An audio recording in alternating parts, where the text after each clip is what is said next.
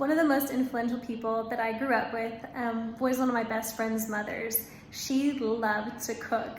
It was one of the most welcoming homes for a person like me to go into. She was always making the most delicious roasts and breads and salads and jams, and she would have us cook with her, and I just loved it. She's one of the people that helped me to really get a good passion for food. This salad is one that she made that I absolutely adore. It's probably the first salad I ever fell in love with. This one goes out to her today. It's one of these salads that I've kind of made my own as she would recommend I should do. And here it is. I hope you enjoy it as well. The first thing I'm going to do is get a bunch of greens and just make sure I make a nice little bed here. Then I'm going to take a bunch of shredded carrots. This is just one carrot that I shredded up. Take a bell pepper, and I just cut up half of one. Any color really works, but if you can, play with the colors because that's always really pretty. I've taken one cucumber and sliced that up. I've grabbed just a handful of some roasted almonds, and I just kind of diced them up. Honeyed almonds are also really, really nice when you make them sugared and delicious. And the key to the salad is a good mandarin orange or some sort of really good citrus. I prefer mandarin, but we don't have that right now. So I've just sliced up a little bit of a navel orange and stuck that in there. Last, you're gonna want to have a bunch of cilantro. So this is about a tablespoon of some cilantro here. If you've got some green pepper, that's also really, really good. If you don't, sorry, not green pepper, green onion. If you don't, it also works really nicely to have just regular onion, thinly sliced if you like that.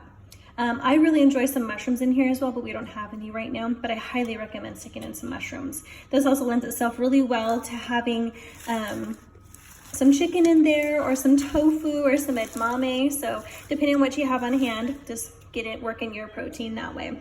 Right, for our Asian style salad dressing, I've put in a bunch of ground up pepper, about half a teaspoon, and I put in 1 teaspoon of salt. I'm sticking in a 1/4 teaspoon of some dried up ginger. Fresh is also really, really good. I highly recommend that, but you'll need to make sure you do a little bit less for that. Next, we're going to stick in about 6 tablespoons of some rice vinegar. I'm also going to stick in just a little bit of sesame oil for some flavor there, but just for flavor, not for mass really. We're gonna use just a regular non-flavored olive oil, neutral oil for the base of our salad dressing here. And I'm estimating about 1/3 to 1/2 cup of oil there. One of the biggest aspects that are really necessary in the salad dressing is a ton of sugar. I know it's not optimal, but I try to reduce it as much as I can. Do about 2 tablespoons of sugar, but any like really great salad dressings, well, not any great, but one of these kind of salad dressings really just have to have some sweetener to it. I think some sesame seeds are really, really nice in here. So we're just gonna toss in a little bit there. That's probably about 1/2 teaspoon to 1 teaspoon is just fine. And then finally, I'm putting in a bunch of soy sauce. And that's about 1 tablespoon. We're gonna put on our lid, give it a really good shake, and we can dress our salad. All right, pour on that salad dressing and then give it a good toss. I like to do it with my hands just so I can kind of feel that everything is getting some good dressing, and then serve it up with some of your favorite sides. Enjoy.